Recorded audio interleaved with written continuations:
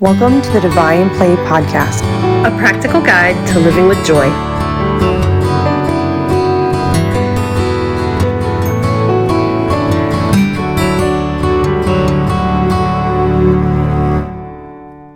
And I feel like if we get sidetracked with our vision and leave that behind, I feel like that's a key point too. I feel like we get in touch with our vision and retouch with our vision and figure out who we're being, not what we're doing. Because the doing is where we get, I feel like that's the breakdown. What do you think? Yeah, so we do, there's a process that I learned in NLP, and it's something that I do with my clients. It's part of my flagship course or whatever. But we do a whole module on boundaries. And one of the things that we do in that module is we go through a process called ecology. And so we treat our life like a ecosystem. And in the school of NLP that I came through there, we work with about 6 major areas of life, and it's like the 7 dwarves. If I try to list them all off, I'm going to miss some, but it's like spirituality, physical health and wellness, personal growth and development, family, relationships, money. And so what you do is you look at that as a pie, and anytime you are going to add something to your life, right? Whether it's a goal, a financial goal, whether it is a business goal, whether it is a new activity that you're going to be adding or a course that you're going to be adding, you check it against every other area of your life and you ask yourself, is this ecological? If I want to make $20,000 in the next 2 months, I had a client who wanted to do this once, and she was a mother of, she was a single mother, I believe, of 2 teenage girls. They were twins. They were 13. I think she was actually married. But she wanted to make $20,000 in 2 months. She did not have an established coaching practice. She did not have marketing in place. She was literally starting from scratch. And she was so attached to making this $20,000, and so much of her worth was attached to this. But when we really broke it down ecologically, it was so not aligned for her to reach that goal, because it wasn't ecological for her family, for her to make this $20,000 in the next 60 days. Because to do that, she would have had to spend every waking moment marketing herself, networking. She would have had to organize carpooling for her daughters to get to and from soccer and all the musical things and everything that they're doing, because she was the primary caregiver. She was going to have to teach her daughters how to cook. She cooked for them at this point, right? She was going to have to be sorry, you're on your own for dinner. And she realized that that was really not aligned for her, And so this process of really looking at, is this actually ecological for my spirituality to do this thing? Is it going to negatively impact my spirituality? Is it going to positively impact it? And if it's not something that I want to negatively affect in my life, then I reevaluate my goal or what I'm adding or what I'm going to do. And I think that it ties so much into not what we're doing, but what we are. Saying that, because it's radical acceptance for where I am right now in this moment. Yeah, it'd be great to make $20,000 in the next 2 months, but that's not where I'm at right now. I don't have the infrastructure in place for that. So I get to have radical acceptance for where I am. And I don't have to be anything other than right where I am. And I can see where I want to make shifts, but I have to have that radical acceptance for where I am. For it to be ecological. Yeah. Because there's no point in making $20,000 in 6 months if it's going to ruin my marriage. Oh yeah. If it's going to sabotage you, we get to create it. And I know that our brain, first of all, your brain's going to sabotage you because it doesn't even have an idea of how that's possible. But I know that I think that a lot of times, in my experience anyway, we see the people that make the 10,000 and the 20,000 and the 100,000, and absolutely they do. And it's possible. And it's absolutely, you have that goal, vision, create it. And there is absolutely. But you're seeing them at a different they're leveling up because they're taking other programs, they're doing these things, and they have the coach and they have the infrastructure. Like you said, the infrastructure. They've worked on growing this business for more than a year, for more, you know what I mean? They might have done it in 6 months. They might have done it in 3 months, but they had this infrastructure, like you're talking about, already created and had the openness. Well, so it was ecological for them. Yes, it's different. I like how you explain that because. Yeah, I mean, thank you to Dr. Matt James and Empowerment Incorporated. They taught me how to evaluate ecology. But it's such a powerful tool. It's such a powerful tool. Because when you treat your life like an ecosystem, it is a delicate, beautiful ecosystem, and it's constantly changing. It's not static. And so we get to reevaluate on a regular basis, you know? We just get to reevaluate. And that's the beautiful thing about it, is that where we are is exactly where we are, and we get to reevaluate the quality of our life. And we get to water where it needs to be watered. We get to withhold water where water is not needed. Like maybe we have a succulent and cactus area that if we water it again, it is going to die. You know, like it doesn't want our water. It doesn't want water right now. That is very true. We get to water what we want to water. So that, you know, that lands for me. What are we watering? But not everything needs water all the time. There was a reel that I shared today on my Facebook profile. And it was talking about how they did an experiment with redwood trees where they injected them with adrenaline, ancient redwood trees. And they injected them with adrenaline so that they would not hibernate for the winter.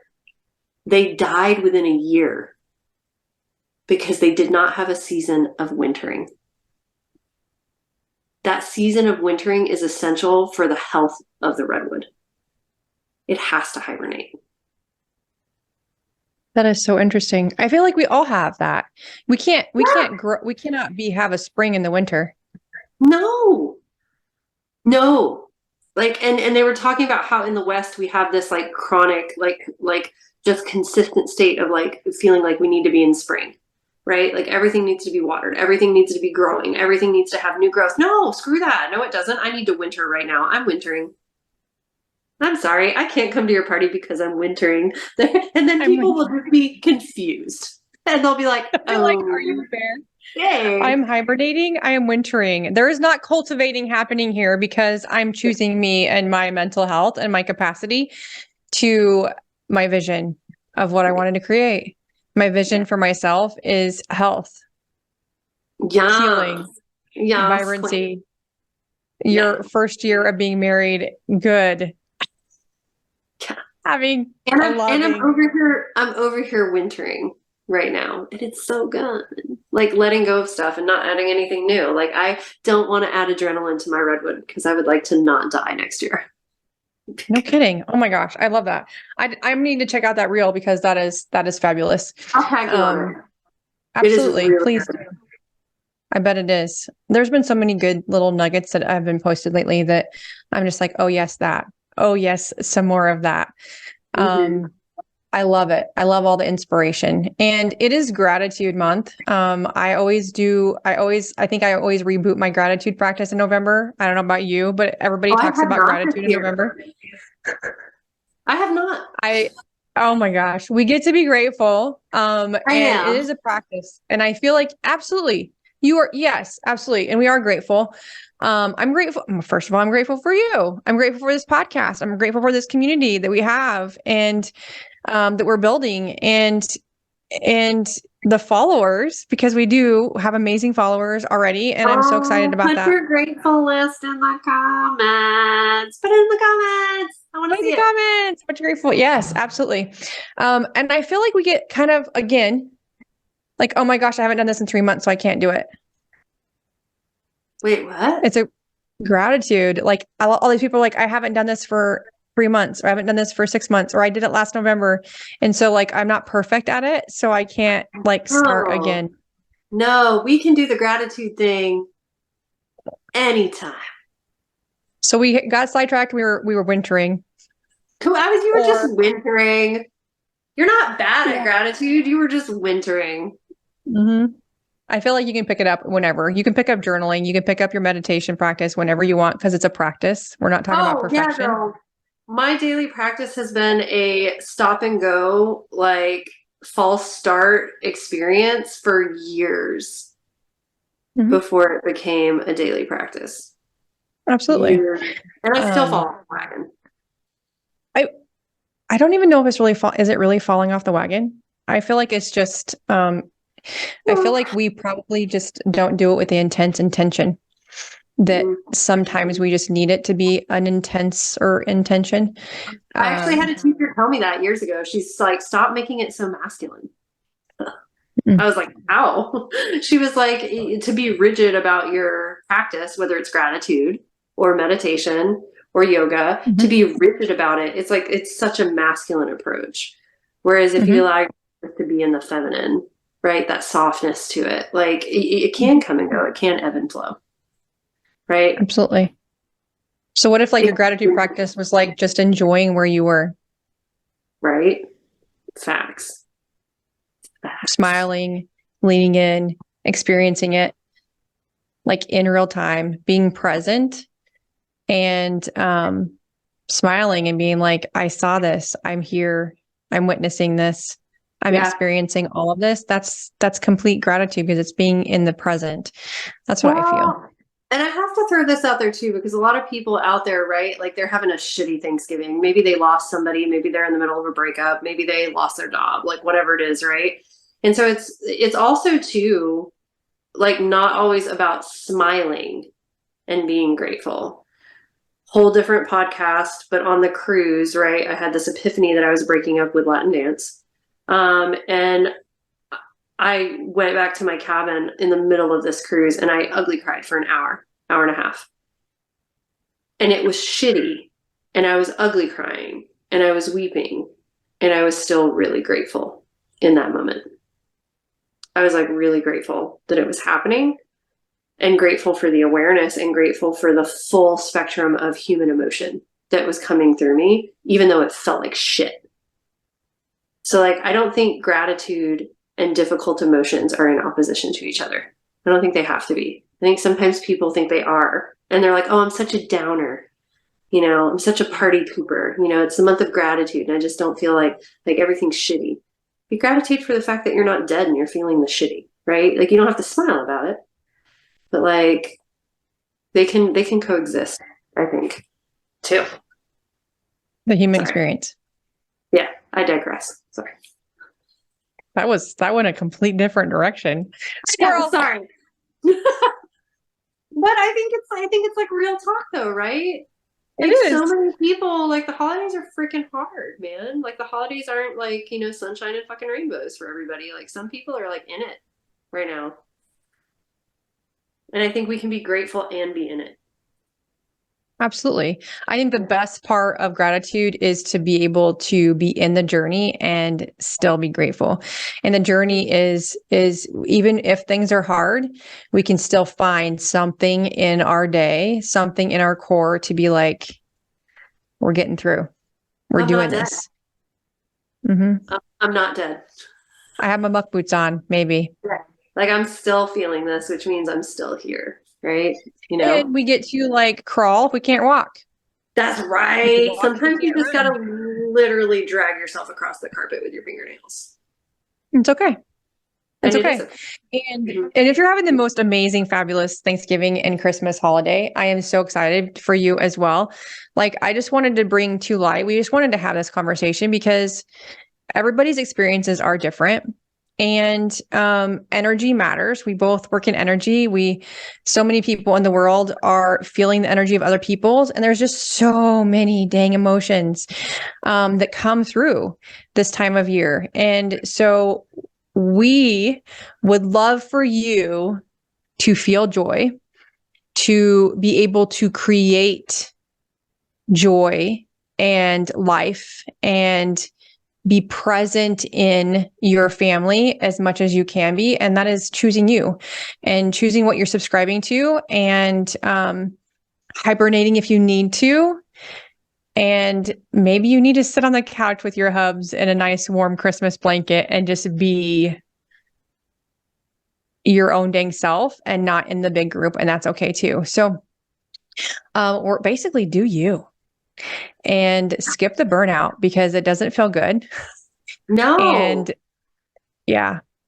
And if you're feeling poopy, just remember that, like, to get to feeling better, we have to get better at feeling, right? Like, and how do we get to joy? We get to joy the same way a lotus flower grows, right? Like, we come up through the shit, like in the muck, and it's like, and we grow anyway. And I love my teacher Michael. Like he says that, and I guess that was like their tagline at the breast center for the longest time, is like, hey, like, to get better at feeling, to get feeling better, you have to get better at feeling. And it's like the whole spectrum of human emotion. It's like joy. If joy was what we had all the time, joy wouldn't be joy. And we want you to get to joy. That's right. We want you to get to joy. And so, like, like loving yourself right where you are, whether you're in joy or you're in grief, I think is a really big part of getting to joy. And not shaming ourselves for not being like, yay, everything's great. Like, it can sometimes, it can be like, no, this sucks, and I'm really burnt out and I'm tired and I'm dealing with a lot of grief right now. And I love myself right there. And then you find, like, 20 minutes later, you're like laughing hysterically and almost peeing your pants because something hit you just right. And it's like, you can go from like that difficult emotion into a moment of joy because you gave yourself the permission to feel all of it. I don't know. Feel the feels. Feel the feels. And I hope you find some joy, right? Even if things are hard, I hope that you find a moment or two of joy in the holidays. And, like, I hope that you can cultivate that for yourself, by giving yourself the space to be wherever you are, right? So. Absolutely. So takeaway, what are 5 tips to have a joyful holiday season? Mirilena, what have we talked about today? Ooh, number 1, cancel your subscriptions. Cancel your subscriptions. What's Absolutely. number 2? I love that. Number 2 is, oh my gosh. I was gonna say don't water what doesn't need watered, but that's kind of the same. That's good. Okay. Yeah. Don't water it if it doesn't need watering. I think that's actually a really good tip. Okay. Number 3. You don't have to water everything all the time. It'll drown. Number 3, we might have to do 6 so that the pressure is equal. Number 3, keep it ecological. Keep it ecological. Like, don't cut down a forest, to grow a couple wildflowers. Like, don't do that, right? Like, you're going to regret it. You're going to miss the forest, and you're going to wish that back. Yeah, I think that's big. Goodness. Absolutely. I love that. Because I feel like we put a ton of our plate on January 1st. That is almost impossible to figure out. Number 4. Are we on 4? We are on 3. Number 4. I think that I'm gonna leave it as, because we both said something about self-care or gratitude, but I feel like do something for yourself by yourself every day. That's good. That's been a big lesson for me in the whole, like, other podcast for another day thing with the dance crews, like doing it for yourself, for nobody else. Right? Like, that's I think that's where joy lives in a lot of ways for me, is like doing something just for me that is, like, literally for nobody else. And it doesn't matter what anybody else needs of me or what anybody else thinks of it. Like, that is just for me. I think that's no judgment. Yeah. Number 5. Let's see. Number 5. I had it in my head like 2 seconds ago, and then I lost it. And in this moment, I'm going to give myself grace. So that's number 5. Give yourself grace. I love it. That's perfect. Give yourself grace for not getting it right. Mm-hmm. Give yourself grace for getting overwhelmed and snapping. Mm-hmm. Like, how many people do that during the holidays? That was my MO for many years, and I'm much better now because I'm real good at boundaries these days and saying no. But give yourself grace when you get it wrong, and that can be getting it wrong with other people, but also getting it wrong with yourself. Give yourself Mm-hmm. grace when you say yes to the thing that you realize you shouldn't have said yes to. Mm-hmm. Right? Give yourself grace and give yourself permission to rescind your yes. Mm-hmm. Without Mm-hmm. shame. Without that gets shame. rid of the shame. Yeah. And that just destroys grace destroys shame. Yes. Okay, 6. Because I apparently have to have, I can't carry all the spot. weight for Shannon. I know. Okay, number 6. Grace was so good. Yeah, look at you. I think pat myself on the back for that. She is. You guys, if you cannot see her, she is absolutely like celebrating over here because like I'm like speechless because I'm like, oh my God, what do I say? Whatever, no pressure. We have no pressure here. We have no pressure here. Okay. I really feel that number 6 should be, it kind of goes on the grace thing, but I'm going to ad lib a little bit. I think that it is imperative. And if I've done anything right this year, it is coming into a conversation, bringing to the conversation whatever is missing.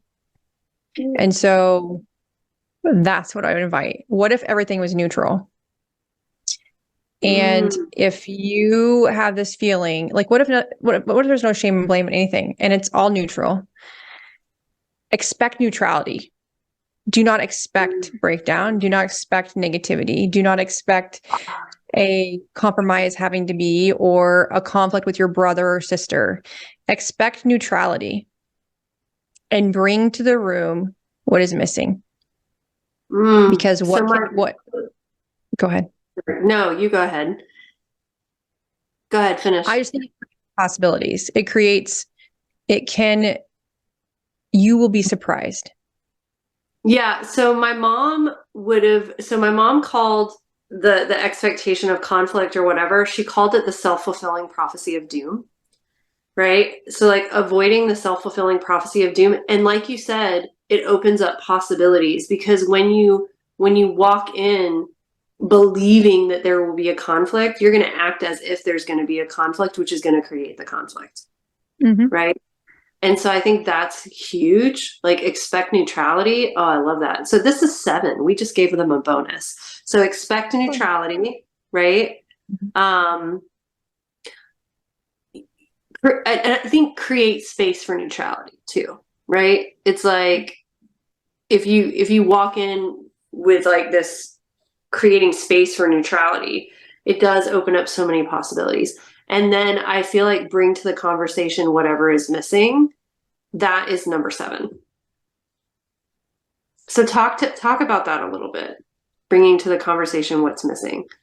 So like if you are this is like an elevator pitch, literally. So say you're in an elevator and you're in a hotel because you're going to Christmas or you're on New Year's or you're whatever, you're traveling, right? And you get snowed in, you had a flat tire, you're in a hotel and you're already annoyed. And there is this 3-year-old is in there and he's throwing a fit and he has a ball and he's freaking out and his parents are just standing there. And it is a mess of frustration, right? What if you brought in compassion? What if you brought in like openness to be like, this little 3-year-old just sat in a vehicle for 12 or 15 hours and he's been in a seatbelt or in a car seat this entire time. And that little boy has so much freaking energy. He doesn't know what to do with, right? And his parents are just trying to survive this one elevator ride. And they're like, just get me out of this freaking elevator. and get me to my motel room because this is like the worst day ever. But what if it wasn't? What if you like showed up and be like, oh my God, little man, like, let me see your ball. Let's like play, whatever, like, let me see your ball. Like, let's roll the ball. Let's do this. Let's, see what happens and see what occurs with those parents and how much better you feel and how the room is just elevated. It's a little tiny space. But instead of frustration, you now have compassion for these humans because they're humans. Yes. I like it. Just one idea. So there you go, folks. That is your 7 tips, which I could not remember if my life depended on it right now in this moment because I need dinner. I'm like, we got this. It's all fine. Yeah. The test was, Mirilena, what are they now? Your ADD? I want to know what all 7 were. Oh my God, that's so funny. No, it's fine. Grace, you guys, Grace is one of them. Grace, I knew you were going to say that. We just wanted to come in here, have real talk, and have a conversation, just the 2 of us, because we haven't done that since day 1. I know. And it was good. It's been a minute. We've been doing this since August. Can you believe? Yeah, that flew by for Rizzle. Like, that blew by fast. So fast. It did fly by. And I'm so excited for what we have created so far. And you guys, what we are creating that's coming and the humans that we're been in connection with are so beautiful the last half of this season. And so I'm so excited to share those next episodes with you. And because the conversations are fire, they're amazing and beautiful. And the impact that we have created and just witnessed and in their own lives, I'm so glad to be connected to them. So glad I get to witness all this amazing love. I love it when people share too. Like it honestly, it means the world to us when we see a comment where somebody's like, "Oh my God, I was really struggling today. I really needed that," and it is really lovely to know that like you guys like appreciate it, and it's not that I need outside validation, because I love doing it just for the fun of it. But it does like warm my heart to know that like the conversation we had with somebody helped somebody have an aha moment and have a light bulb go off in their head. So, keep letting us know. Keep letting us know when a conversation really touched you, what you want to hear more of, and how we can be of service, really. And I'm grateful for everyone out there who's listening, because otherwise it would just be us talking to the void. Which I was so grateful too. Absolutely. We both, Mirilena and I, could do that, and we'd be fine with it too. But we love you. We wish you a very happy Thanksgiving, a very happy holiday season, Christmas if you celebrate Christmas, Hanukkah if you celebrate Hanukkah, all of the things. Yes, and on New Year's Eve, celebrate my birthday, because as my birthday, I'll be turning 43. I think I'm 43. I forget how old I am every year. I think this year is 43. I think it's 43 as well. It is. And if I know your birth year or your age and you do not, that is a whole other podcast episode. It is. So happy holidays, everybody. And happy holidays. We will see you coming up in, I believe January is going to be our next regular episode. We might do another riff in December. Yeah. Maybe welcome. Shorter. Hold on to your hats. I know. We were like, it'll be short, like 15 minutes. No, it was like a whole episode. I think it was just like 15 or 20 minutes. It's fabulous. I love all of it. Whole episode of Squirrel and Shiny Moments coming to you live on the Divine Play podcast. You guys have a beautiful, beautiful day. Thank you so much for listening. Toodles.